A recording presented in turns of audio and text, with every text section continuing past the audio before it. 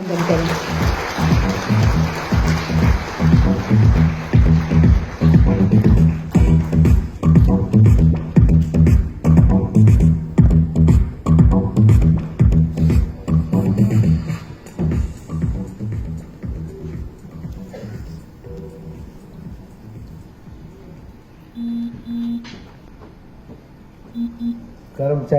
भविष्य निधि संगठन के स्थापना दिवस के इस शुभ अवसर पर उपस्थित सेंट्रल बोर्ड के माननीय सदस्यगण, हमारे मंत्रालय के सचिव श्री हीरालाल समरिया जो अभी आपसे बात कर रहे थे और वास्तव में उन्होंने बहुत अच्छी बातें इसके कार्य के संदर्भ में बताई। सीबीएफसी के सुनील बर्थवाल जी, मजदूर और एम्प्लॉयर संगठनों से आए हुए हमारे सभी साथीगण और यहाँ पर उपस्थित सभी अधिकारी कर्मचारीगण और उपस्थित भाइयों और बहनों, मित्रों, ईपीएफओ के 67वें स्थापना दिवस में आप सभी का हार्दिक स्वागत और अभिनंदन। और वास्तव में हम भी पहले जब इस मंत्रालय को दूर से देखते थे और लोगों से सुनते थे तो हमें लगता था कि किस ढंग से काम होता है, पर यहाँ पर आने के बाद काम की गति देखने को मिली और मुझे इस बात की प्रसन्नता है कि हमारे आने के बाद बदलाव बहुत तेजी से यहाँ पर नजर आ रहा है और अब हमको कोई सीधा शिकायत करता नजर नहीं आता है, क्योंकि मैं सामान्य लोगों के बीच में सामान्यतः ज्यादा रहता हूं और लोगों से पूछता भी रहता हूं कि भाई कोई शिकायत है हमारे किसी कार्य के संदर्भ में तो आप हमको बताएं और उसका निस्तारण भी करेंगे। कभी कभी लोग सीधे शिकायत करते हैं और ये कहते हैं कि हमारे बहुत पुराने मामलों का निस्तारण अब जल्दी और आसानी से हो रहा है। तो वास्तव में एक काम की एक दिशा बदलने का काम हुआ और काम को एक ऐसी गति मिल रही है, अब ये लग रहा है कि बहुत तेजी के साथ इसमें परिवर्तन भी हो रहा है और लोगों की असुविधा भी ना हो इसकी चिंता की जा रही है। तो मैं वास्तव में आज इस 67वें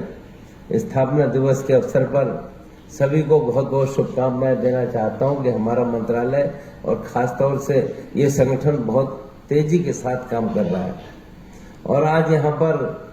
हमने कुछ साथियों को पुरस्कृत भी करने का काम किया है, उनके लिए भी बहुत बहुत शुभकामनाएं हैं, क्योंकि वास्तव में उत्कृष्ट सेवाओं से जो लोग सम्मानित हो रहे हैं ये वास्तव में उनके कार्य की दिशा और गति समझ में आ रही है। मुझे ये जानकर भी प्रसन्नता हो रही है कि इस वर्ष मंत्रालय के द्वारा स्वच्छता और पंक्चुअलिटी के लिए अलग से पुरस्कार दिए जाने की जो बात की गई है, वास्तव में ये एक अच्छा कदम है और इसकी अच्छी दिशा भी है। और हमारा मानना है कि इस बेस्ट प्रैक्टिस के पुरस्कार जो आज मिल रहे हैं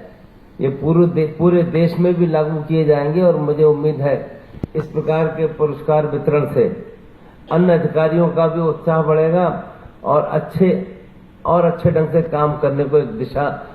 मिलेगी और काम करने के एक सही स्वरूप भी सामने आएगा। लोगों को लगेगा कि अब काम करने का एक अच्छा एक परिणाम भी नजर आ रहा है और दिखाई भी दे रहा है। मित्रों, संगठित क्षेत्र में सामाजिक सुरक्षा देने के उद्देश्य से हम सब जैसा जानते हैं कि 1952 में ईपीएफओ की स्थापना हुई थी और वर्तमान में इसके दायरे में करीब 6 करोड़ एक्टिव सदस्य हैं और लगभग 22 करोड़ वे श्रमिक हैं जिनके खाते मेंटेन हो रहे हैं। और हमें ध्यान है ईपीएफओ दुनिया का सबसे बड़ा सोशल सिक्योरिटी ऑर्गेनाइजेशन बन रहा है और करीब 13 लाख करोड़ का कोष है हमारे पास और हर सदस्य की पूंजी का बेहतर इंटरेस्ट रेट देने की बात करते हैं। और हमें ध्यान है कि आदरणीय प्रधानमंत्री महोदय जब भी बात करते हैं तो ये पूछते हैं कि आप 6 करोड़ या 8 करोड़ की बात क्यों करते हैं, आप 50 करोड़ मजदूर भाई बहनों की बात करें और उनकी चिंता करें, तब मुझे लगेगा कि वास्तव में प्रधानमंत्री जी का कहना यह है कि तब मुझे लगेगा कि अब हम एक सही अर्थों में काम कर रहे हैं और उसी दिशा में एक सही स्वरूप में आगे चल रहे हैं। बाकी तो सारी बातें आपके सामने, हमें मालूम है कि हम हर वर्ष अच्छा इंटरेस्ट रेट दें, और इस बार हमें ध्यान है कि जब हमने 8.65 की बात की तो लोग हम पर संदेह करने लगे कि आप ये क्या कह रहे हैं, और हमको भी वित्त मंत्रालय चूंकि सहमति लेनी होती है, तो वित्त मंत्रालय ने भी हमको कहा कि भाई आप इस पर विचार कर लिया है। तो हमने कहा कि हमने पूरी तरीके से विचार कर लिया है, और ये मजदूर का पैसा है, और मजदूर के पैसे का हम कोई दुरुपयोग नहीं कर रहे हैं। मजदूर को अधिक से अधिक लाभ मिले, ये हमारी चिंता की बात है। और फिर हमारे प्रस्ताव से वित्त मंत्रालय पूरी तरीके से सहमत भी हुआ, और उसने हमको ये कहा कि वास्तव में आप हमें संकट में जरूर डाल रहे हैं, क्योंकि बाकी सारे संगठनों का इंटरेस्ट रेट कितना है हम सब अच्छे तरीके से जानते हैं, पर हम मजदूर जिस तरीके से पसीने की कमाई से आमदनी करता है, हम उसका एक दुरुपयोग ना हो और अच्छा से अच्छा मजदूर का लाभ मिले, हमारी रुचि का विषय है, और उसी के हिसाब से हम लोग काम कर रहे हैं। अब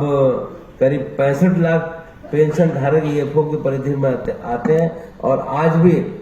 ईपीएफओ के ऊपर हमारे सदस्यों का विश्वास है, और उनकी पूंजी सुरक्षित हाथों में है, और समय पड़ने पर ये पूंजी उनके काम आएगी ऐसा वे महसूस करते हैं। और सामान्यतः ये मजदूर भी कहता है कि भाई अब हमें हमारा विश्वास निरंतर और बढ़ता जा रहा है। ईपीएफ अकाउंट में पूंजी निकालना, क्लेम हासिल करना, बाकी एक संस्थान से दूसरे संस्थान में फंड का ट्रांसफर करना, ये सारी बातों की कोई समस्या ना रहे। और आज जैसा भी हमारे सचिव महोदय बता रहे थे कि इस बात को सरल करने के लिए आज 5 साल में हमने इंफॉर्मेशन टेक्नोलॉजी का भरपूर उपयोग किया है। ये सुनिश्चित किया कि हमारे श्रमिक सदस्यों को ऑनलाइन सर्विस के द्वारा एक बेहतर सर्विस डिलीवरी की सुविधा मिले। आज हम ईपीएफओ में प्रोविडेंट फंड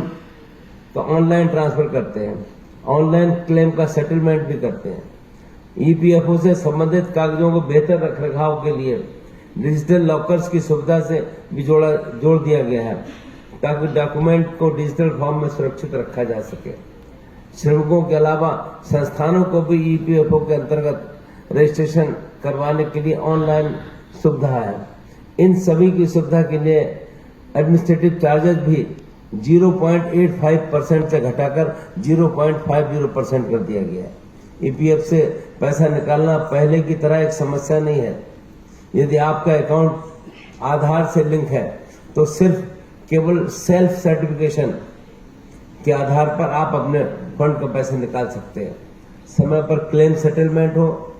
ये सुनिश्चित करने के लिए क्लेम सेटलमेंट करने की समय सीमा 10 दिन निर्धारित कर दी गई है, तथा एक पन्ने का क्लेम फॉर्म भी निकाला गया है कि कम से कम लिखा पढ़ी की बात हो, ये हमारा मानना है। इन सभी प्रयासों का उद्देश्य ये रहा है कि कैसे ईपीएफओ के तहत सर्विस डिलीवरी को बेहतर, पारदर्शी और सरल बनाया जाए, ताकि ईपीएफ अकाउंट को ऑपरेट करने के लिए एक श्रमिक को अपना समय और संसाधन अनावश्यक रूप से बर्बाद न करना पड़े। मित्रों, ईपीएफओ मुख्यतः एक सर्विस प्रोवाइडर है। इसकी आवश्यक है कि हम अपने हितधारकों के ग्रीवांसेस को प्रभावपूर्ण ढंग से डिस्पोज करें। ग्रीवांस रिड्रेसल हमारी सरकार की प्राथमिकता भी है। आज मैं यहाँ उपस्थित अधिकारियों और कर्मचारियों से अनुरोध करूंगा कि ग्रीवांसेस पर ज्यादा से ज्यादा ध्यान दें तथा तय समय सीमा के अंदर इसका निस्तारण भी करवाएं। इसके अतिरिक्त यदि सॉफ्टवेयर में कुछ चेंजेस की आवश्यकता हो, उसे भी यह अतिशीघ्र पूरा किया जाए और ग्रीवांसेस की संख्या में कमी लाई जा सके, और इस ओर ध्यान दिया जाए कि ये इसमें जल्दी से जल्दी सुधार हो। मुझे जानकर अच्छा लग रहा है, प्रसन्नता है कि ईपीएफओ ने अपने ग्रीवांसेस पोर्टल में महत्वपूर्ण बदलाव करके उसे और प्रभावी बनाने का प्रयास किया है। आप सभी की सफलता का मापदंड यही है कि आज अपने सदस्यों की समस्याओं को कितनी सजगता और सक्रियता के साथ हम निपटाते हैं। आपका उद्देश्य होना चाहिए कि निर्धारित समय सीमा के अंदर अपने सदस्यों की समस्याओं को सुलझाएं, और मैं भी समय समय पर ईपीएफओ के सदस्यों से जिनकी समस्याएं आप सुलझा रहे हैं व्यक्तिगत रूप से संपर्क करके जानकारी करने का प्रयास करता रहता हूं कि वास्तव में अब कोई समस्या है और उसके समाधान में कोई दिक्कत भी आ रही है या नहीं। मुझे प्रसन्नता है कि जब कभी भी जहां भी हम बात करते हैं तो सामान्यतः अब लोगों की नाराजगी हमारे इस प्रोविडेंट फंड के ऊपर बहुत ही न्यूनतम नजर आती है।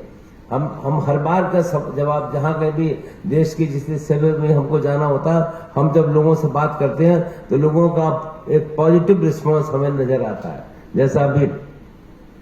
आपके संज्ञान में लाया गया कि ईपीएफ एक्ट के अंतर्गत चलने वाले इंक्वायरीज के निस्तारण में बहुत समय लग रहा है। कुछ इंक्वायरियों में 5 साल से अधिक से समय लग गया और वो पेंडिंग है। मैं समझता हूं कि वर्कर के हित में इस कार्य में तेजी लाया जाए, तय समय सीमा के अंदर इन इंक्वायरीज को निपटाया जाए। इसके अलावा हम ईपीएफ और एमपी एक्ट में संशोधन करने का प्रस्ताव भी कर रहे हैं, जिसमें 5 साल के पुराने मामलों को सेबी ने के अंतर्गत न खोला जाए और नई इंक्वायरीज को 2 साल के अंदर ही पूरा किया जाए। मुझको काफी लोग मिले, हमने कहा हम चाहते कम से कम समय लगे और इसमें कोई लंबे समय तक इसको न पेंडिंग डाला जाए, ये हमारी रुचि का विषय है। श्रमिकों को समय पर न्याय मिले, इसके लिए हम समय पर निर्णय लेना चाहिए हमको। मुझे अपने कार्यालय में आजकल ईपीएस 95 से संबंधित बहुत से रिप्रेजेंटेशन प्राप्त हो रहे हैं। इस मुद्दे को सुलझाना हमारी प्राथमिकता है। जैसा कि आप सभी लोग जानते हैं कि ये मामला सर्वोच्च न्यायालय में लंबित है। ये एक जटिल मुद्दा है और मैं समझता हूं कि इस पर गहन विचार विमर्श की आवश्यकता है। कोई भी कदम अगर हम आगे बढ़ाते हैं तो सारे विषयों पर विचार करना आवश्यक होता है और ये हमें ध्यान रखना होगा कि श्रमिकों का किसी भी प्रकार से कोई अहित ना हो, क्योंकि इसमें हम कोई भी फैसला ले सकते हैं पर अल्टीमेटली इससे मजदूर ही प्रभावित होगा, ये हम सबकी समझ में आता है। ईपीएस एक पूल्ड फंड है, हम सब जानते हैं इसे। किसी भी कर्मचारी अथवा पेंशनर के हित के निर्णय को ध्यान लेते हुए हमें इस बात को ध्यान रखना पड़ेगा कि बाकी अन्य कर्मचारियों के ऊपर इसका क्या प्रभाव पड़ रहा है। ऐसा तो नहीं कि इससे कोई उस कर्मचारी को कोई घाटा पड़ रहा हो। तो इस मुद्दे पर रीजनल और हेड ऑफिस लेवल पर पेंशन धारकों के साथ बातचीत करते समय हमें अधिक संवेदनशील होने की भी आवश्यकता है और ऐसा कोई निर्णय लेने से पहले ऐसा हम निर्णय न ले लें कि जो आने वाले समय में भविष्य हम सबके लिए ज्यादा तकलीफ दे रहे हैं। किसी भी ऑर्गेनाइजेशन की आधारशिला उसके ह्यूमन रिसोर्स व इंफ्रास्ट्रक्चर होते हैं, चाहे वो डिस्ट्रिक्ट ऑफिस में इंफ्रास्ट्रक्चर व डेलीगेशन ऑफ पावर का मामला हो या प्रमोशन इत्यादि का मामला हो। मैं चाहूंगा कि हमारा मुख्यालय और मंत्रालय स्तर पर इन विषयों का शीघ्र निर्णय लिया जाए। यदि आपको संस्थान में काम करने में आपको लगता है कोई समस्या है तो हमको आप बताएंगे और हमारी रुचि है कि सर्विस कंडीशन जो अच्छी है और आप सब लोग जो बात बता रहे हैं संस्थान के अलावा ह्यूमन रिसोर्स के रूप में जो हम काम कर रहे हैं एक समयबद्ध तरीके से और एक समस्याओं के समाधान के लिए हम लोग काम करने का प्रयास कर रहे हैं कि शिकायत का मौका किसी को कम से कम मिले। ईपीएफओ में एनरोलमेंट को और बढ़ाने के लिए भी कार्य हुआ है। मैं सचिव और सीपीएफसी महोदय से अनुरोध करूंगा इस कार्य को प्रॉपर मॉनिटर करें। यदि कोई समस्या है तो उसका शीघ्र निस्तारण भी करें। अभी कुछ समय पूर्व ही प्रोविडेंट फंड एक्ट 1925 जिसके अंतर्गत विभिन्न यूनिवर्सिटीज, रेलवे, शैक्षणिक संस्थाएं इत्यादि आते हैं जिनका अभी तक कोई रेगुलेटर नहीं था, वे अब सभी श्रम मंत्रालय के पास आ गए हैं। हमारे मंत्रालय के पास आने के पश्चात मैं समझता हूं कि इन्हें रेगुलर करना व इस एक्ट का उचित क्रियान्वयन करना हमारी पहली प्राथमिकता है। सोशल सिक्योरिटी कोड बनाते समय भी हमें इस एक्ट को कैसे समाहित करना है, इस पर हमारा विचार करने की आवश्यकता है। सोशल सिक्योरिटी कोड का भी उद्देश्य और व्यापक सामाजिक सुरक्षा के तंत्र को स्थापित करना यह दायरे में आता है, उसी के हिसाब से हम काम कर रहे हैं। और आज के दिन हम यूएएन का रजिस्ट्रेशन, ई इंस्पेक्शन, डिजी लॉकर जैसा सब आपने देखा है, इन संबंधित 3 जो लॉन्च हमने किए हैं ये तीनों अत्यधिक महत्वपूर्ण कदम है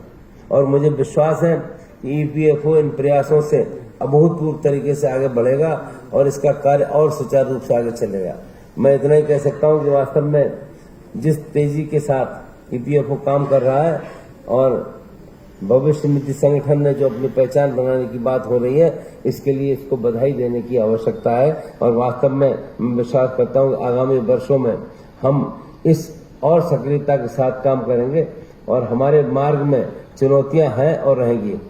पर मुझे ऐसा लगता है कि जिस ढंग से हम लोग काम कर रहे हैं, लोगों को हमारे प्रति विश्वास और तेजी से बढ़ता जा रहा है कि वास्तव में जिस मजबूती के साथ हम लोग काम कर रहे हैं और जिस समन्वित प्रयास के साथ हम श्रम की सुरक्षा में लगे हुए हैं, सामाजिक सुरक्षा देने का काम कर रहे हैं, निश्चित रूप से जो हमारा लक्ष्य है हम उसे अवश्य प्राप्त करेंगे। और एक हमारा मंत्रालय जिस ढंग से काम कर रहा है, सबको महसूस हो रहा है कि हमारी संख्या, और मैं विश्वास पूर्वक कह सकता हूँ, और मैंने प्रधानमंत्री कार्यालय पर भी कहलवाया है कि हमारी रुचि केवल 6, 7 या 8 करोड़ मजदूरों की नहीं है। आप अगर 50 करोड़ मजदूर की बात कर रहे हैं तो हमारे मंत्रालय इन 50 करोड़ मजदूरों की चिंता करने में सक्षम है, उनको सारी सुविधाएं देने में प्रयास कर रहा है और आपको शिकायत का हमसे मौका नहीं मिलेगा। तो मैं आज यहाँ पर आप सबको बहुत बहुत शुभकामनाएं देते हुए कि हम एक अच्छे ढंग से, अच्छे प्रयास के साथ